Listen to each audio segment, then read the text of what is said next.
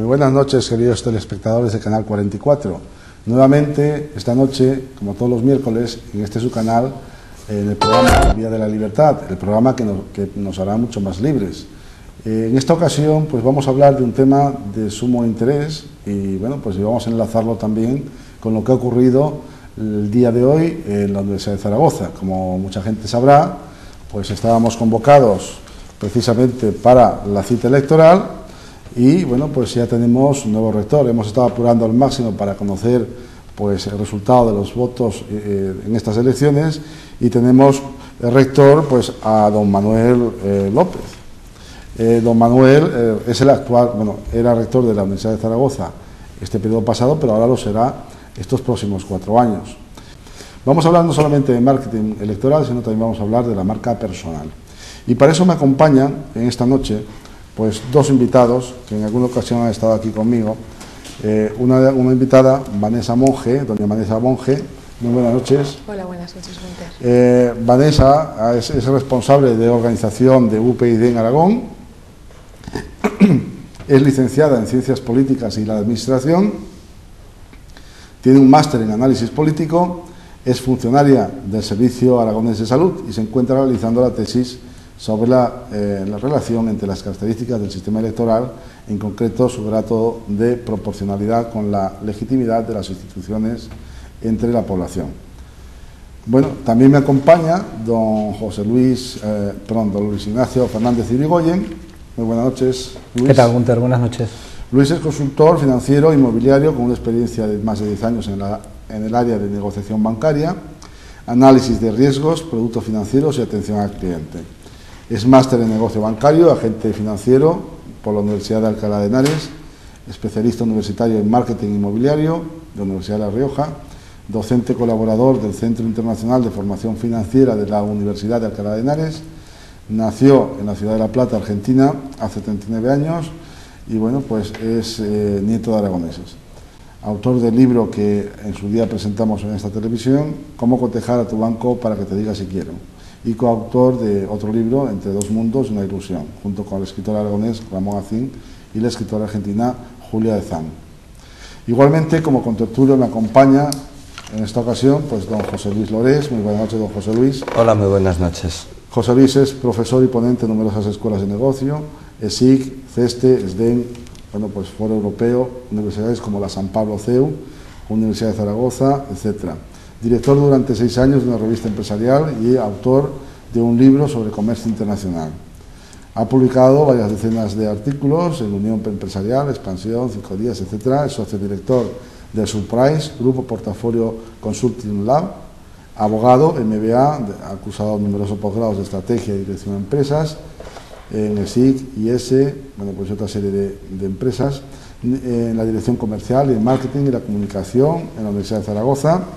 Su carrera, bueno, se desarrolla pues entre París, Navarra, Zaragoza, y bueno, está relacionado con los servicios, con entornos de gran consumo y servicios, consultoría, asociación empresarial, comunicación, desde la óptica funcional de la dirección comercial y del marketing, así como de la dirección general. Pues con estas elecciones en la Universidad de Zaragoza han sido muy reñidas, sobre todo ha sido desde el punto de vista de los candidatos, pues unas elecciones donde han participado más, digamos, han utilizado un tiempo extraordinario en comparación con otras elecciones. Sin embargo, bueno, pues vamos a ver un poquito, a ver si esas elecciones, vamos a analizarlo, porque para eso tenemos los expertos, vamos a analizar si esa campaña ha podido haber sido mejor o tal vez no ha podido ser mejor, es decir, o se ha hecho lo que se ha podido, ¿no? Perdona, bueno, Gunter, ¿cuál ha sido el nivel de participación? Censados, aquí tenía 1.715, por ejemplo, el grupo A de profesorado, y emitidos tenemos 1.296, estamos hablando del 75,57% del grupo A. Del grupo B de profesores, el 48,27%. Del grupo C, una participación del 22,96%. Del grupo D, del 55,22%. El grupo D son, en este caso, el personal de administración y servicios. ¿Y el C, estudiantes? Son profesores asociados, contratados de ese tipo de profesorado que se tiene. Y el grupo E, que son los estudiantes, la participación ha sido del 8,72%, una participación bastante baja, muy baja. La más alta, eso sí, la del profesorado docente investigador del grupo A. Es decir, hablamos de los profesores doctores o investigadores que están como titulares en la Universidad de Zaragoza. Estamos hablando del 75,57%, es una cifra, o sea, una movilización bastante amplia. Por eso le preguntaba a don José María Marín, pues si había habido un sector en concreto en donde se habían dirigido hacia ellos, ¿no? Y bueno, de todas maneras, hay que decir que el 75,57% de participación del grupo A, sobre todo, y el 48,27% del grupo B, son prácticamente lo que yo creo que ha dado la victoria a don Manolo López. Hay que decir también, bueno, pues que la ponderación, es decir, que no todos los grupos tienen el mismo porcentaje en cuanto a que, bueno, pues cada grupo tiene un porcentaje de importancia en la totalidad del voto, del escrutinio, distinta. Por ejemplo, el grupo A es el 53% del total de los, digamos, de la valoración total de los votos. El grupo B el 14%. El de estudiantes es el 21%, aunque ha sido el que menos ha participado, por lo que se ve. Bueno, vamos a, una vez visto esto un poquito por encima, luego sí que os lo paso, lo paso una vez, bueno, lo paso. Vamos a hablar un poquito, antes de entrar en detalles de lo que ha sido la campaña, porque esto es un poquito ya ahora secundario, querría saber, claro, ¿qué es el marketing político? Lo primero que tenemos que hacer es definir, porque claro, aquí se han utilizado muchas técnicas, pero vamos a ver, ¿qué es el marketing político? Por favor, que nos comente. Pues el marketing político es una disciplina que nos sirve para comprender la realidad, para simplificarla y para entender a través de una serie de variables cuantitativas por qué en este caso los electores votan lo que votan y en base a qué parámetros lo hacen. Es una herramienta. Además de ser una herramienta del marketing, ¿no? Tendrá, bueno, pues una serie de instrumentos que puede utilizar, pues, para conseguir, digamos, el objetivo que pretende, ¿no? Me imagino que será, por ejemplo, el salir elegido. Por ejemplo, aquí el objetivo era salir elegido. Claro, naturalmente, esto requiere un plan estratégico previo. Efectivamente, Gunther. En marketing político, la base por la que se realizan las estructuras de las campañas parten principalmente de dos teorías básicas. La de conseguir el voto retrospectivo y el voto prospectivo. Es decir, hay electores que van a votar independientemente del que se presente por ideología pura y dura, independientemente de la gestión de la campaña, y luego está el voto retrospectivo, que es el voto de castigo. Es decir, van a tener en cuenta otro tipo de factores que van a tener que ser medidos, y ahí es donde se van a tener que realizar las estrategias para saber explicar o llegar a los electores. En este caso, el factor económico, como podría ser el endeudamiento de la Universidad de Zaragoza, no se ha tenido en cuenta por la inmensa mayoría de los electores, y sí, como has explicado antes, el 75% de los profesores e investigadores han votado mucho, han elegido a Manuel López, porque en su programa ha dado mayor valor al impulso en los programas de investigación. Entonces los electores han elegido en relación a sus preferencias. Claro, además hay que tener en cuenta que la Universidad de Zaragoza se ha decantado fundamentalmente por el tema investigador. Cuando estuvimos aquí y estuvo José Luis Lores, habíamos comentado con el otro candidato que, bueno, pues tenía que haber un cambio, quizá a lo mejor en el sentido de que, bueno, pues no solamente fuera pues investigación, sino que fuera también, ellos habían comentado cultura, conocimiento, es decir, una mayor dirección hacia la sociedad, sobre todo en la parte empresarial. Sin embargo, quizá a lo mejor eso no haya sido tenido en cuenta por parte de los electores, que lo que tenían eran unos objetivos claros en relación con la investigación. ¿Eso es posible? Y también en relación a la ponderación del sistema de votos, porque claro, evidentemente si no van a contar lo mismo los votos del grupo A, que son los que han sacado el 75% de los votos, lo que sí es llamativo que los estudiantes tan solo el 8,72, lo que a mí me hace pensar en una cuestión muy importante, la legalidad y la representatividad y la legitimidad que tiene este rector sobre la mayoría del alumnado, porque cuando el nivel de participación es tan baja es por dos motivos: o porque todo va muy bien y la gente no sale de su casa, o porque realmente la desafección que hay con el sistema político que le representa es tan alta que realmente no ha conseguido llegar a esa inmensa mayoría de gente que tiene un nivel educativo alto y que evidentemente no se ha molestado en la gestión de la universidad, ni parece que le importen sus problemas, y creo que es algo muy llamativo. Sin embargo, doña Vanessa, este porcentaje del 21%, que me parece que es el que tienen los alumnos, pues antes era muchísimo menos, bueno, era algo menos, es decir, ya ha cambiado. Quiere decir que los representantes estudiantiles sí que se han preocupado en incrementar su participación, o sea, su voto ponderado, ¿no? Sin embargo, lo que no se han preocupado es a lo mejor de movilizar al electorado por un cambio que además les afecta, porque a lo mejor, claro, es decir, estamos pensando que su futuro también está condicionado bueno, pues a una candidatura, es decir, en este caso, que no sé qué pensarán, a lo mejor es que no ha llegado. Yo creo que no han sido capaces de llegar, porque realmente el elegir a este rector implica que va a tomar decisiones que van a tener una repercusión en la universidad de largo tiempo, mínimo 10 años, porque estamos hablando de reformas de profundo calado dentro de la universidad, implantación del Plan Bolonia, incluso supresión o adhesión de nuevos títulos universitarios. Entonces yo creo que no han sabido llegar a ese tipo de población, que es el votante sito en la mediana, que no participa políticamente, porque el nivel de participación política en España es muy bajo y es muy complicado de medir también. Entonces sí que habrán podido movilizar a más gente, la cual me alegro. Si el índice de participación es más alto que el del 2008, es un éxito, pero hay que seguir sumando porque sigue siendo un índice de participación muy bajo.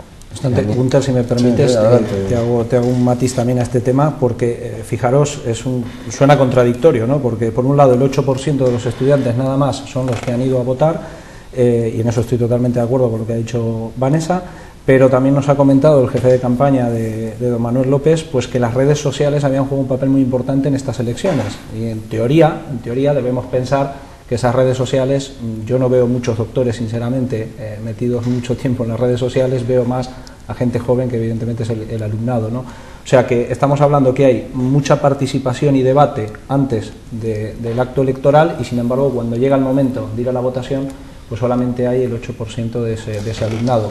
Quizás, y eso ya es un problema a nivel nacional, pues si trasladamos o extrapolamos esa conclusión a España, pues es el típico problema que tenemos, ¿no? Que todos se quejan de Zapatero, todos se quejan de Rajoy, pero luego todas esas personas dicen, pero has ido a votar, te has comprometido cada 4 años como ciudadano a ir a votar, y ese ciudadano pues te dice que no ha ido a votar. Entonces, la verdad que... A mí me preocupa un poquito más el tema del movimiento estudiantil, porque los estudiantes siempre han sido los que más o menos han decidido, en cierta medida, también los cambios. En este caso, yo veo cierta apatía por parte de la juventud, sobre todo de los estudiantes, como que vienen muy conformes con todo lo que les llega, ¿no? Es decir, a mí eso me preocupa en el sentido, yo no sé qué piensa Vanessa. Los últimos estudios empíricos que demuestran las investigaciones que se han hecho en el campo de la politología, lo que están demostrando es que el nivel de académico ya no tiene absolutamente, no está relacionado con el nivel de participación y el nivel de voto, es cierto, ha cambiado. Entonces sí que deja un perfil relativamente preocupante, porque una persona que está en una universidad, en un órgano que se supone que tiene que ser un técnico, un profesional del futuro, que no se interese por la gestión del centro en el cual está yendo, pues realmente es un problema. También es cierto que, como comentabas antes del tema de las redes sociales, yo he de confesar que soy de la teoría ciberpesimista, ciberrealista. Bueno, coméntenos que hay dos teorías, los realistas, sí, y los pesimistas. Y las optimistas. Bueno, sí, y las optimistas.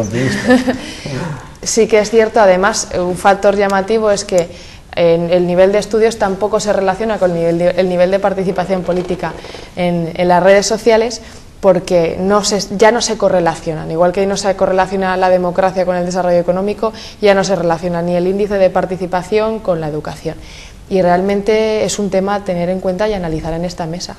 Pues sí, pues sí. Hay una cosa que también me gustaría a mí, pues, ya que ha visto el movimiento en las redes sociales, que nos ha comentado que ha sido bastante alto, quizás ha sido bastante alto, pero no lo suficiente, o a lo mejor no de forma adecuada. Sí, yo no sé si, aparte de estas tecnologías de la información y de la comunicación, usted puede valorar alguna otra de esas tecnologías de la comunicación, sobre todo que se hayan empleado pero que no haya sido de forma correcta, o que no haya llegado al público. A lo mejor la televisión, por ejemplo, no llega al público, o sencillamente están haciendo otras cosas, ¿no? O a lo mejor Internet pues no llega porque estaban allí colgados los vídeos, por ejemplo, y ha habido poca participación también a la hora de ver los vídeos. Estamos hablando de que, bueno, pues a lo mejor sí que se ha visto, el programa se ha visto como hoy, la semana pasada, por ejemplo, el programa de Jimeno, y el de la anterior semana, donde estamos con el vicerrector, por la noche, pero también al día siguiente, a las 2 de la tarde, pues se emite en diferido. Quiere decir que aquí habían dos opciones, es decir, que no estaba por la mañana, podía estar por la noche viéndolo, porque estuviese, por ejemplo, en clases, ¿no? pero creo que le conceden muy poca importancia y le conceden más importancia a las redes sociales. Pero yo te voy a hacer otra pregunta. ¿Realmente las personas que participan en redes sociales o que participan políticamente, que ya tienen decidido el sentido del voto, lo van a cambiar por el hecho de que participen políticamente o en redes sociales o sigan la campaña? Yo soy ciberactivista y a mí nadie me va a cambiar el sentido del voto, yo lo tengo decidido. Y más, tú eres ciberoptimista. Yo no, yo soy ciberrealista. Los datos que se manejan en relación a redes sociales y participación política es que en España el 3% de la población que participa políticamente en redes sociales con temas políticos, que ya tiene decidido su sentido del voto, lo hace también en Internet y lo hace fuera de la red. El 3%. Es decir, si los que participamos en política, que estamos metidos en las redes políticas, pero quien quiera que no participa en política, que hace ciberactivismo, es realmente extraño. Entonces... Tienen un poco decidido el voto, pero ¿qué es lo que tienen que hacer o qué es lo que suelen hacer los electores que no están decididos para informarse y para decidir su voto? Sí, porque claro, aquí parece ser que tampoco ha habido la información, o sea, no han buscado la información. Sí, me consta que les han enviado 3 correos cada uno, o sea, las 2 candidaturas han enviado 3 correos, no sé si legal o ilegalmente, a todos los alumnos de la universidad. Yo creo que habrá sido el censo, el procedimiento que se haya pactado en la Junta Electoral o en la comisión, pero sí que a todos los alumnos les han llegado correos. Entonces, quieran o no quieran, han estado informados. Otra cosa es que lo hayan leído, lo hayan abierto y hayan hecho un análisis. Pero informados, yo creo que sí que estaban informados, porque yo también he visto entrevistas en periódicos, todos los hemos leído. Sí, había periódicos además de la universidad que estaban puestos. Y en televisión también estaban puestos. Pero yo lo que he visto, y yo lo digo porque como profesor en la universidad, lo que he visto es escaso interés por coger un periódico donde aparecían los candidatos, por acercarse a ver cuáles eran los programas. He visto realmente poco interés, ¿no? De todas formas, sí, perdona, Gunter, yo creo que hoy en día, ya en 2012, ya podemos hablar de ciertas cosas sin las reservas que podíamos tener. Yo fui claustral constituyente, fíjate si me estoy haciendo ya mayor. Y claro, en aquella época negar que, yo qué sé, que un taller de reparación de coches se gestionara por sistema democrático, me parecía que ya te marcaba. Hoy en día no, hoy en día creo que se puede hablar con otra libertad y decir que es cuestionable un planteamiento de elección democrática en una universidad. Pues bueno, yo pienso que puede ser, entre otras cosas, es que no es un planteamiento plenamente democrático por cuanto el voto está ponderado, y no me parece mal. No creo que tuviera sentido una universidad, un planteamiento de democracia. José Luis tiene un planteamiento totalmente distinto al democrático, en este caso para la universidad. No, perdona. Para la universidad, me refiero a ser una institución. En el ámbito universitario. En el ámbito universitario, no me refiero a general. Correcto. José Luis, en eso estoy de acuerdo contigo que no es eso. Me refiero porque él considera que digamos que los profesores, en todo caso, dado que están el resto de su vida y viven en la universidad, tienen que tener pues mayor participación. Claro, es que lo que se ha visto, alumnos, ¿no? Lo que se ha visto aquí es que los alumnos realmente han pasado de votar, no se han visto interesados, y los profesores que se están jugando su cocido han votado, con lo cual puede darse un efecto incluso de funcionarización extrema de la propia legislatura del rector, ¿no? Es decir, oye, me han apoyado los que están aquí, los profesores funcionarios, pues voy a gestionar para ellos. Yo creo que una universidad, y es una idea personal, se acerca más a una empresa con criterio social, por supuesto, con criterio de educación, más que a un sistema social democrático. Por lo tanto, analizar desde un punto de vista de marketing político unos resultados en la universidad, yo creo que crea ciertos problemas. Y en cuanto al tema de las redes sociales, bueno, pues creo que vamos oscilando. Es el tema de moda. Las redes sociales son útiles, quien no lo ve así, yo creo que está fuera de contexto, pero también es cierto que las redes sociales no es el nuevo marketing y todo lo anterior haya quedado obsoleto. Antes he sacado una frase de Luis Arroyo antes de las elecciones de municipales y de las comunidades autónomas de 2011, que decía: algunos jóvenes, los llamaba desencantados, bien formados, los jóvenes que él calificaba como sofisticados, van a ser clave en las elecciones de mayo, creo que fueron de 2011. Yo no creo que hubiera un sector de jóvenes muy activos en las redes sociales, muy bien informados, que cambiaran el sentido del voto. Yo creo que se está magnificando, que está de moda, que es bonito, que queda muy bien, que tiene una importancia real, cierto, pero tiene la que tiene. En el caso, es decir, ¿cómo podríamos nosotros, cómo se puede dar a conocer, por ejemplo, un candidato y cuánto tiempo hace falta, digamos, de pre-campaña, por decirlo de alguna manera, o de, vamos a decir, dar a conocer la marca personal, es decir, darse a conocer uno mismo? Porque claro, yo pienso que una de las razones, quizá a lo mejor, porque la que el otro candidato no ha tenido tanto éxito, es que era un candidato que no era conocido, que es uno de los elementos también que puede prevalecer a la hora de elegir. Es decir, no sé si habrá llegado a todos y todos habrán conocido al candidato, me imagino que sí, pero bueno, es decir, el día a día pues lo hace más conocido al candidato actual. Pero sí, desde el punto de vista del marketing, más que nada el marketing de la marca personal, ¿no?, de los expertos en branding, ¿no?, o branding, ¿no? Branding. Es decir, consideran que los profesionales son como commodities, vamos a decir, los profesionales, las personas, o sea, son como productos, quiere decir que se rigen bajo unos criterios similares al marketing. Yo quisiera que nos aclararan un poco los dos, es decir, esto de la marca personal y cómo es que es posible cambiar o transmitir una serie de rasgos, bueno, pues, o cómo podemos hacer para que el auditorio, es decir, los electores en este caso, conozcan a un candidato. ¿Qué herramientas podemos decir? Porque tú estabas a favor de lo que eran las redes sociales, no, tampoco quiero que quede la imagen de que a largo plazo, defender las redes sociales. A largo plazo, quiero decir, porque eso, claro, es un trabajo que se tiene que hacer con tiempo. Sí, no es lo mismo, por ejemplo, lanzar un candidato que ya se conoce que lanzar un candidato en cualquier ámbito. Ya no hablo de la Universidad de Zaragoza, estoy hablando del ámbito general de una elección, ¿no?, de las dos elecciones. A ver, las redes sociales, por seguir un poco a tono con lo que comentaba José Luis, son un medio de comunicación más para darte a conocer y son una herramienta más de ese marketing que estamos hablando, de esa imagen que tienes que trasladar al resto, en este caso pues para unas elecciones a la universidad y en otros casos pues para un negocio, una empresa o una persona en concreto. Yo en el tema que planteo de cuánto tiempo hace falta o qué hay que hacer para una marca personal, la marca personal se hace a lo largo de toda la vida de la persona, o sea, desde que naces hasta que llega el momento de tu marcha. Sí que es verdad que ahora todo el tema de Internet nos ha puesto en el disparadero a todos y tanto podemos estar ahora mismo hablando aquí nosotros, una persona ahora por televisión puede estar metiéndose en una página web nuestra para ver qué es lo que hacemos, otros se están metiendo en Facebook o en Twitter y está viendo a ver qué es lo que estamos poniendo en las redes, y al mismo tiempo pues una persona de Estados Unidos o una persona de China puede hacer exactamente lo mismo en este momento. Entonces eso lo que hace es magnificar y poner un altavoz inmenso a nuestra persona en el mundo entero, y por tanto pues tenemos que tener mucho cuidado con lo que hacemos. Pero hay que decir que hay que tener claro lo que uno ofrece, porque si no, por supuesto.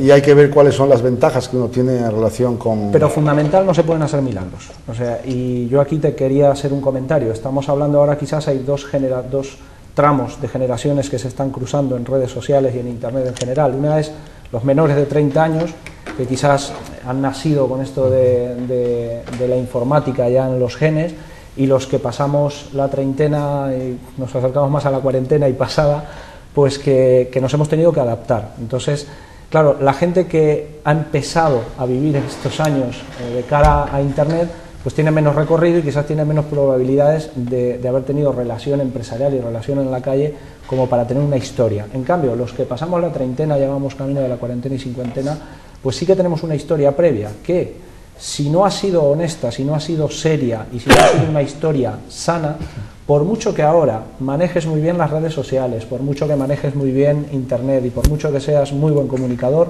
si lo que tienes detrás no es bueno, te va a terminar salpicando. O sea, esto no es la varita mágica que dices, no, ahora como te hemos enseñado a manejar las redes sociales, ya vas a ser un fenómeno.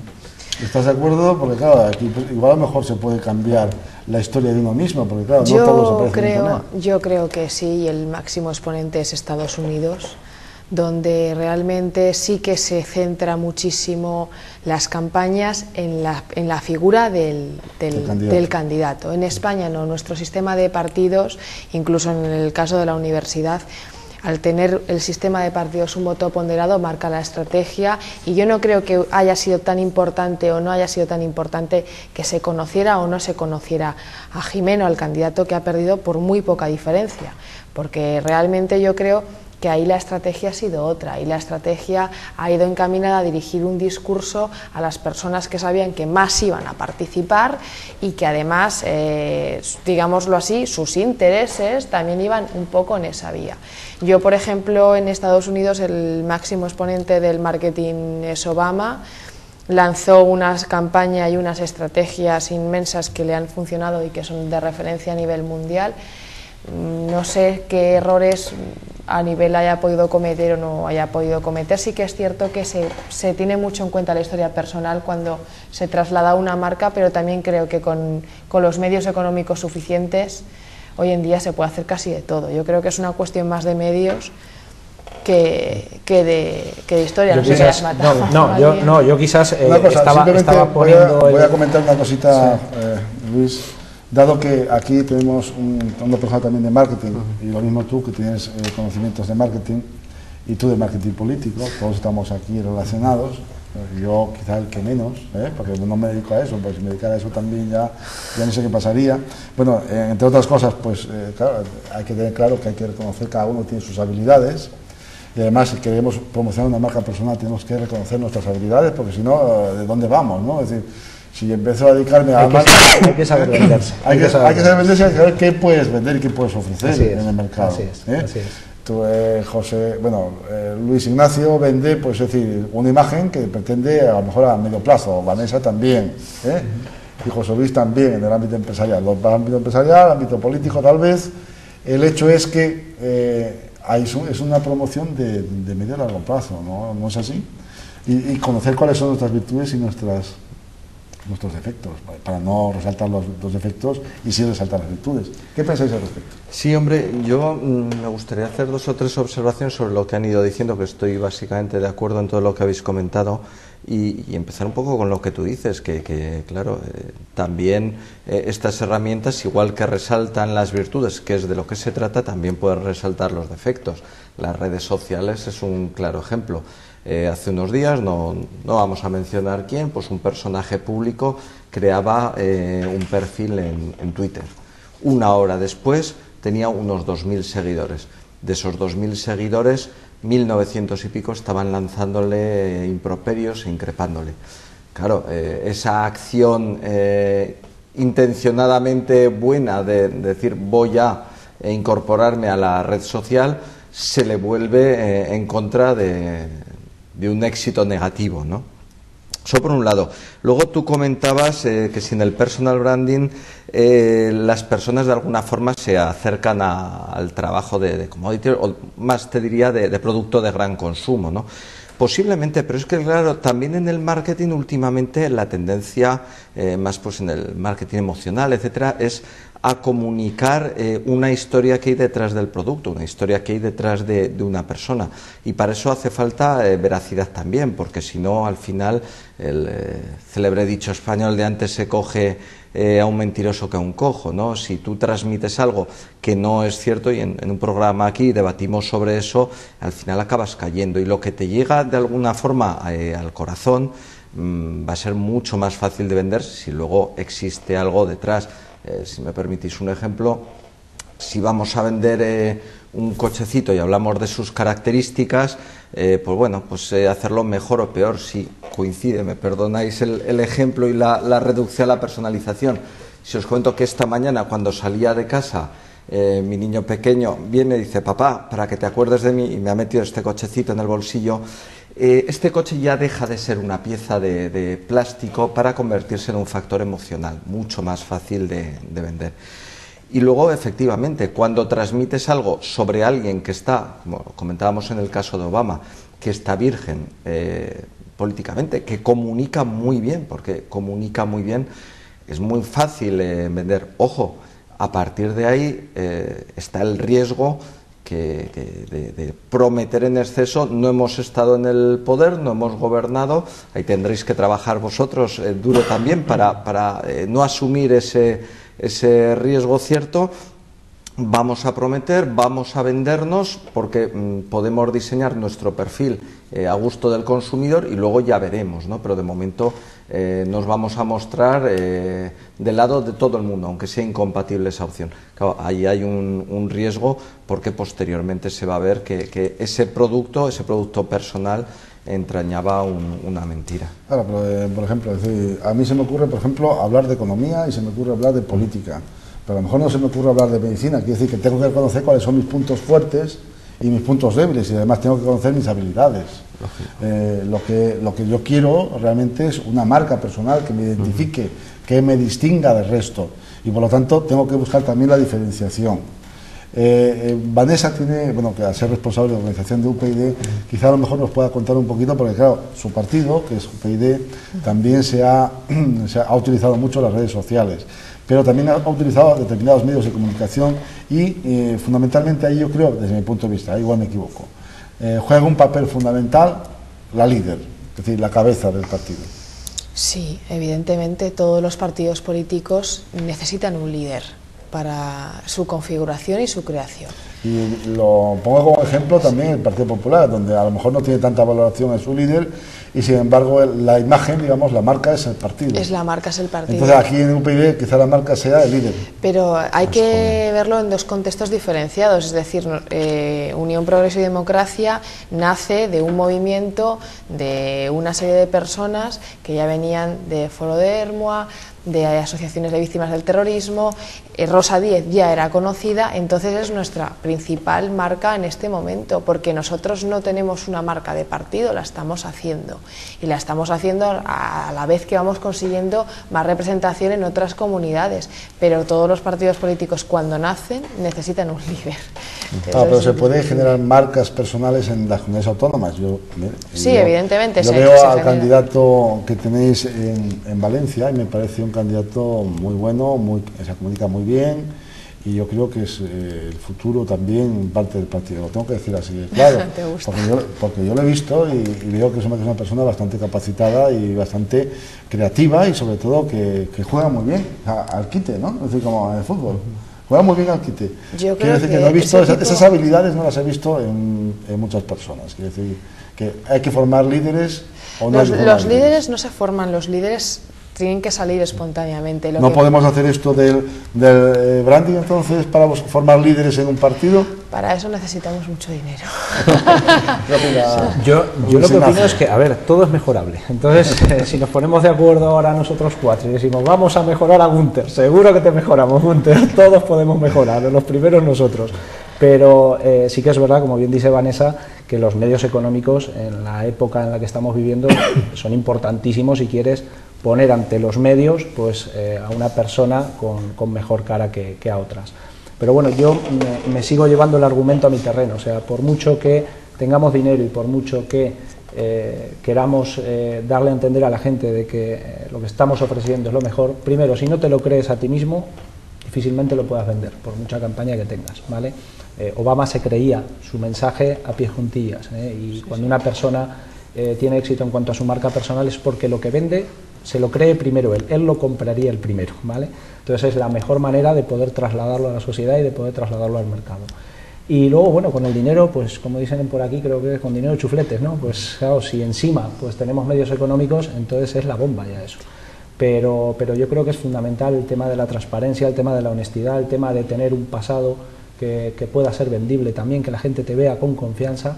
Y no nos olvidemos que estamos pasando precisamente en estos 2-3 años de un periodo en el cual era muy fácil estar en el mercado y vender cualquier cosa, a un periodo en el cual el cliente, y vamos a poner la palabra cliente en general, da igual que sea en el mundo de la política, en los mercados o en un producto de consumo, el cliente necesita ver que quien está vendiendo es de su confianza.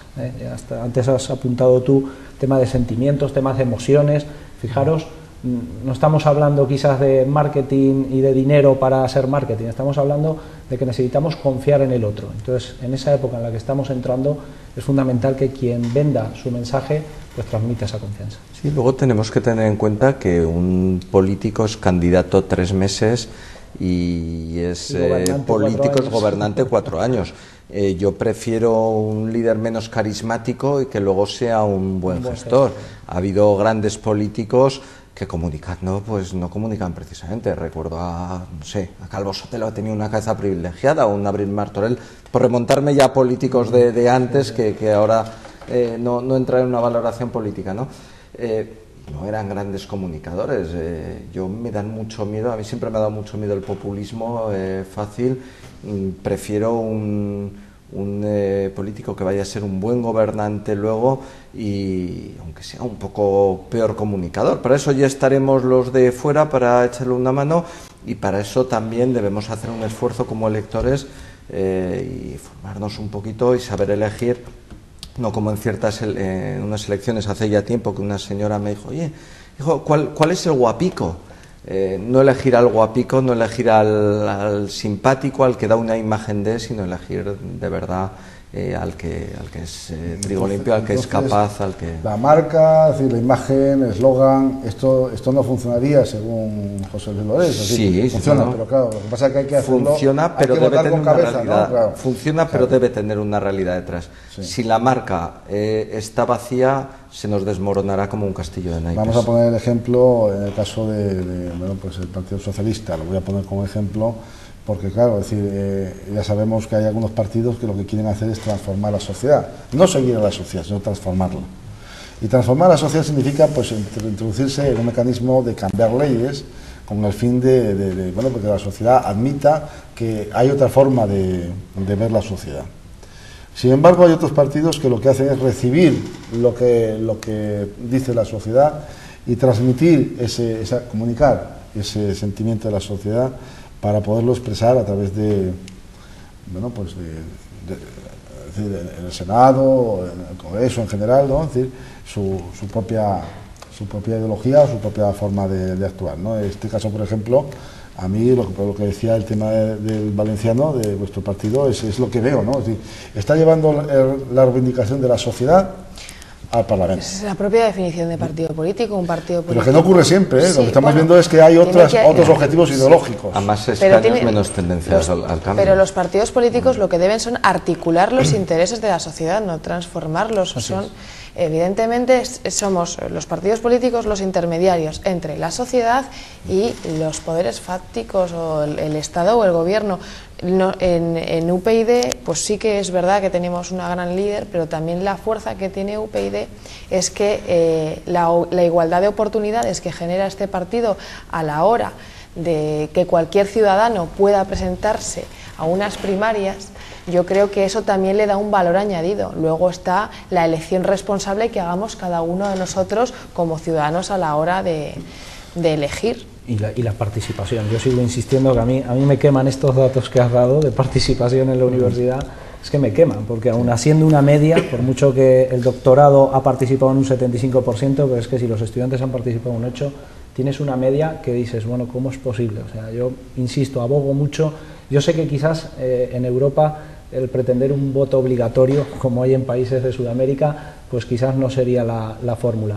Pero hay veces que agradezco esa obligatoriedad a votar por el hecho, y me voy a explicar, ya sé que estáis todos sonriendo, pero me voy a explicar. El hecho de la obligatoriedad del voto, a mí personalmente quizás es que me responsabilizo mucho con las decisiones que tomo, pero me gusta, no me molesta que me obliguen a votar, porque realmente me estoy comprometiendo como ciudadano y además estoy eligiendo a esas personas que van a decidir en mi vida, porque un político, por mucho que la gente piense, bueno, que da igual uno que otro, no da igual.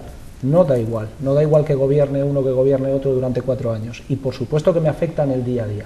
Lo que pasa es que para cuando nos damos cuenta que nos afecta en el día a día, pues ya es tarde, porque ya espero que si un día en España se implanta la obligatoriedad de voto, la multa no sea muy alta, porque ese día yo me niego a votar. Bueno, yo escribí un artículo respecto al voto obligatorio a raíz del estudio que sacó Chuaki y extrapoló un poco el voto obligatorio que hay en países latinoamericanos, y hay que entender, fíjate, yo estaba a favor. Y estaba a favor porque nuestra democracia es joven, y la desafección que se produce en los países democráticos cuando las democracias tienen menos de 100 años es muy alta, como ocurre el caso. A ver, la multa, la violación menor Yo ahora pondría una cartita, porque por ejemplo también ha estado muchos años implantado el servicio militar obligatorio y también vulneraba en cierta medida derechos y libertades de las personas, entonces se puede hacer, además mejoraría la representatividad y la legitimidad de las instituciones. A eso iba. Y mandar una carta para crear un tipo de conciencia, yo no digo que dejarlo obligatorio toda la vida, pero 50 años. ¿Sabéis cuál es la mejor forma de conseguir que el electorado incremente el nivel de voto? Y el partido que esté en el poder, sea el que sea, tenga un nivel de corrupción cero o muy pequeño. Ese día aumentará el voto. Después, claro, decir, los partidos que están en el poder pues no están interesados en cambiar la ley electoral, y hablamos de esto ya hace mucho tiempo. Bien, voy a reconducir un poquito el tema porque me interesa hablar nuevamente de la marca personal. La pregunta, y os lanzo la pregunta a todos, ¿es necesario tener o ser una marca personal para tener ventajas electorales? Y en cualquier caso, ¿qué instrumentos habría que tocar? Es decir, ¿cuáles son las teclas o el secreto que tenemos que conocer para darle el impulso a nuestra marca personal?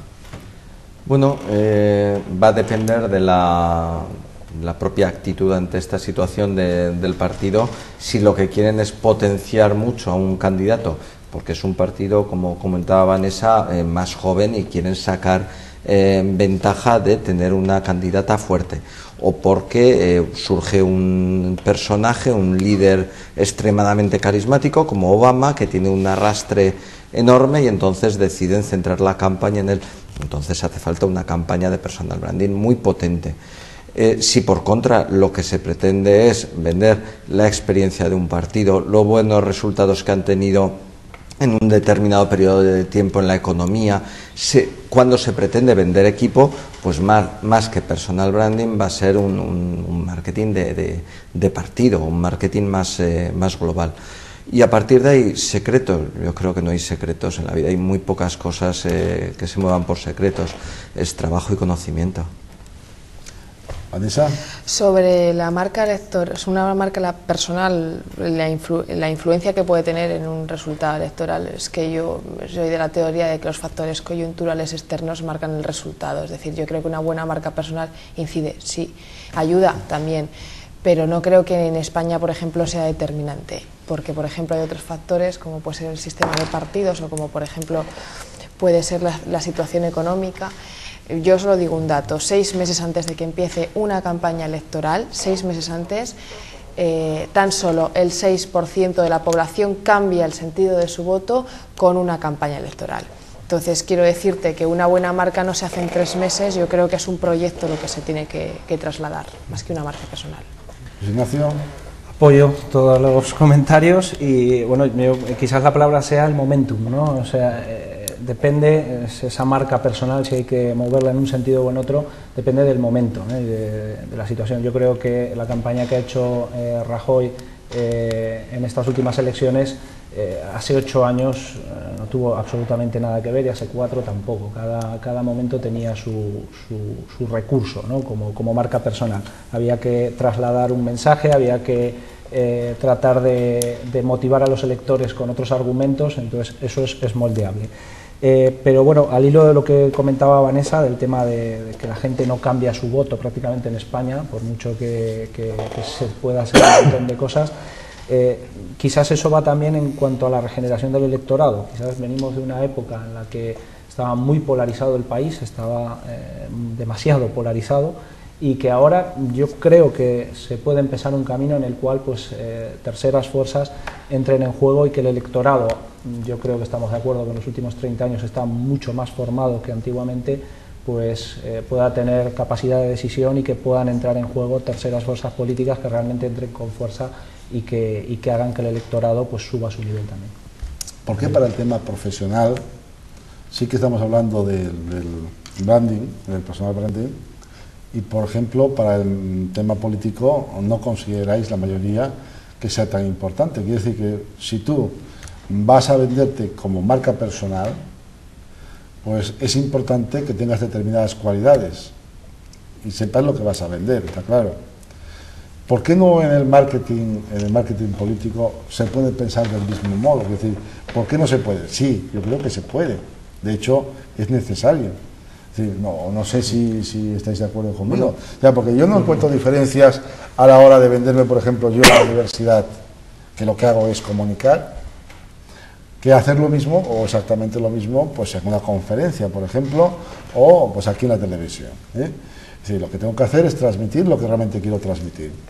Sí, y realmente lo que estoy haciendo es posicionarme con una estrategia que vendría a ser pues también la más adecuada en base a mis cualidades, las cualidades de Vanessa, de Luis o de José Luis. ¿O no? ¿O me equivoco? Es que yo puedo estar equivocado. De todas formas, yo haría un par de matices a esto. Por un lado, realmente tú cuando das clase o una conferencia creo que no te vendes tú, vendes tu conocimiento.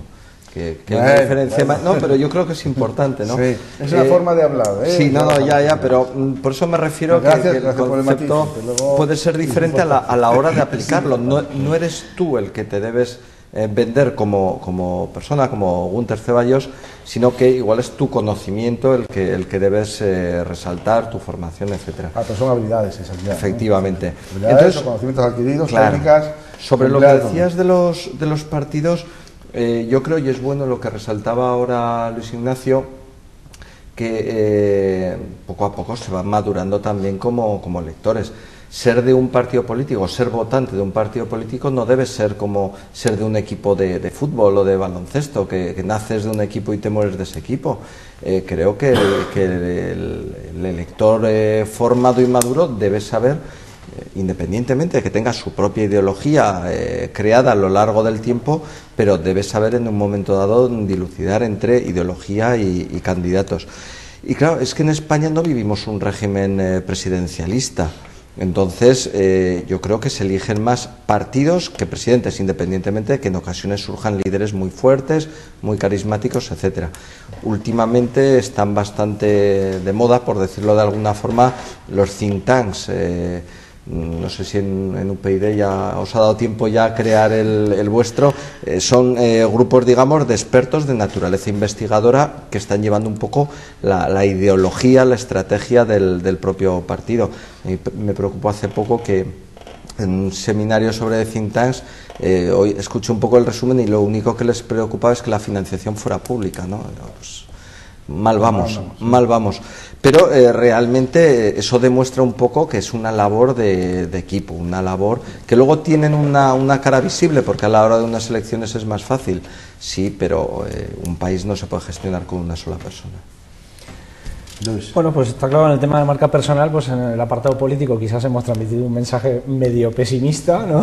Que no creemos mucho a pies juntillas. Yo en el mundo de la empresa sí que creo a pies juntillas en lo que es la marca personal, independientemente de esa marca comercial que pueda haber detrás, pero soy un convencido que las personas son las personas, y da igual la época en la que vivamos, da igual los medios que tengamos para comunicarnos. Años atrás se comunicaban con señales de humo, ahora tenemos internet, pero sigo confiando en que la persona sea la que al final decida a ese cliente, decida a esa persona que tiene que comprar algo, gracias a lo que le ha podido transmitir otra persona. Entonces, vuelvo a repetir, yo creo que en el mundo de la empresa ahora mismo es fundamental que todas las empresas tengan en cuenta de que las personas son las que van a vender muchísimo a partir de ahora. Vanessa.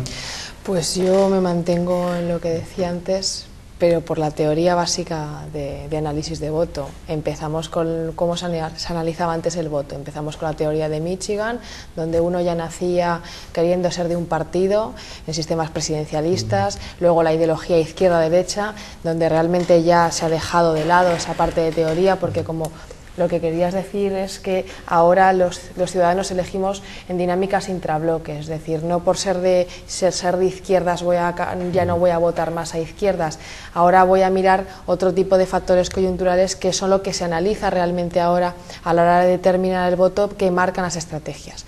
Y las últimas investigaciones van en esa línea. Incluye, sí que es verdad, un punto muy fuerte de valoración de candidatos, pero también incluye los temas de debate de agenda político, sobre todo las medidas económicas y desde luego lo que más influye o llega a determinar es el sistema electoral que marca un país.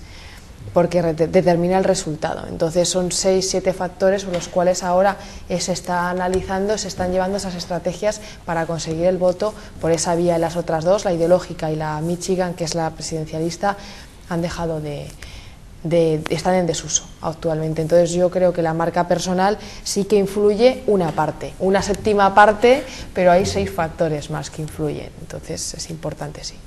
Bien, estamos llegando ya al fin del programa. Pues antes de concluir con este programa, a mí me gustaría que hicieran una última valoración previa, antes de vuestras conclusiones, de lo que ha ocurrido en la Universidad de Zaragoza.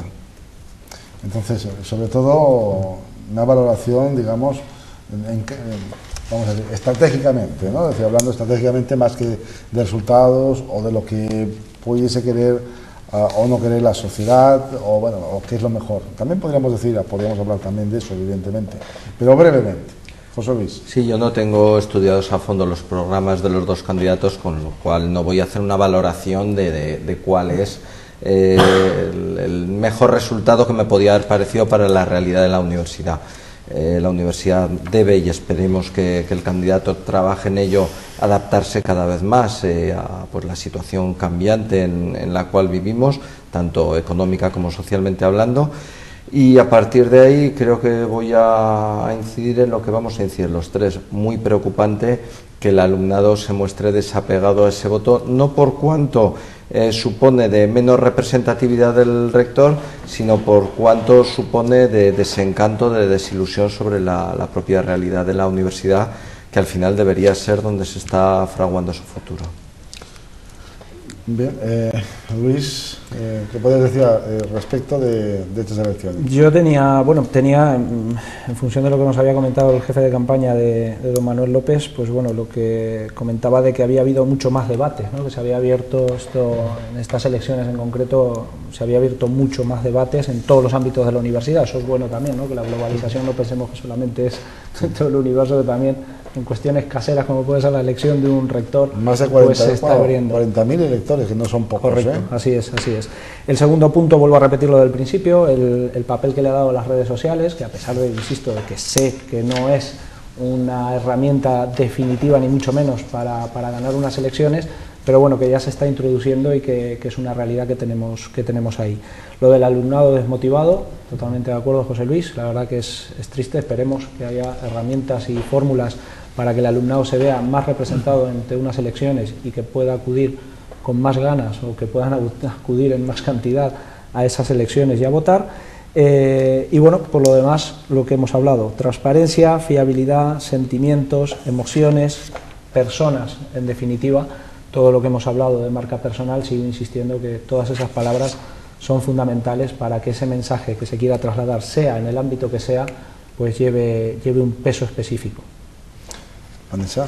Yo no estoy de acuerdo con parte del mensaje del señor Marín, que ha dicho que se había fomentado el debate. Yo creo que no. Yo creo que se ha perdido una magnífica oportunidad para llegar a toda la población universitaria.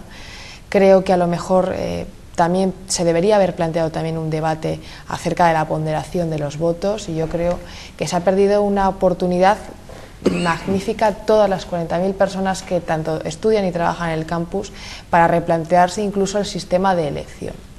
Yo creo que se ha perdido una oportunidad y bueno, dar mi enhorabuena evidentemente al señor Manuel López, y mucha suerte, porque le van a pintar bastos, tiene las cuentas bastante cogidas con pinzas. Entonces, claro, la universidad, es decir, en cuanto a sus presupuestos, es una partida importante que tiene que realizar nuestro gobierno de Aragón, y esta partida la pagamos entre todos. Quiere decir que no es algo que no nos incumba. Parece ser que mucha gente dice, bueno, la universidad puede ser la universidad, pero lo cierto es que la universidad la estamos pagando entre todos.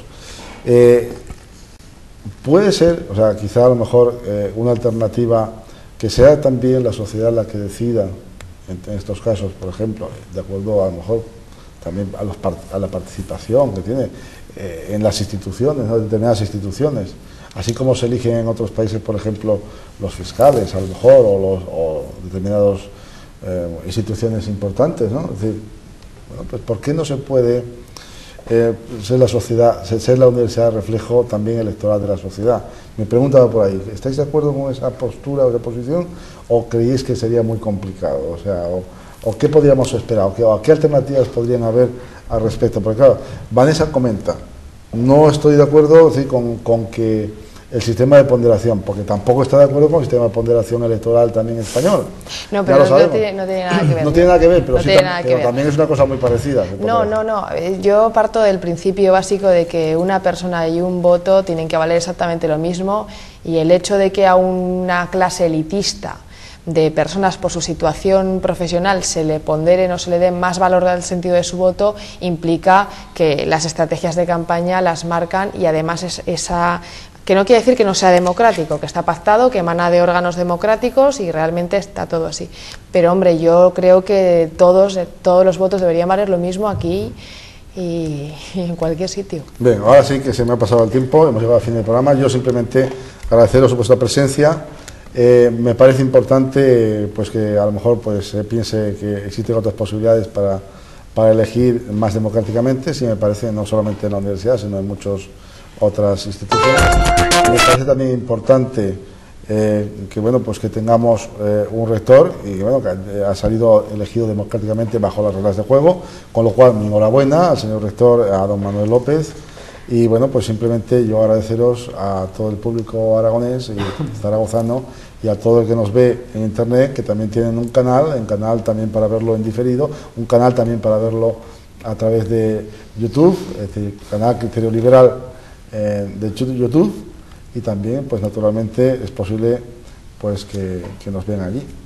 Y bueno, pues yo os espero la próxima semana, el próximo miércoles, en este programa La Vía de la Libertad, el programa que pretende hacernos más libres.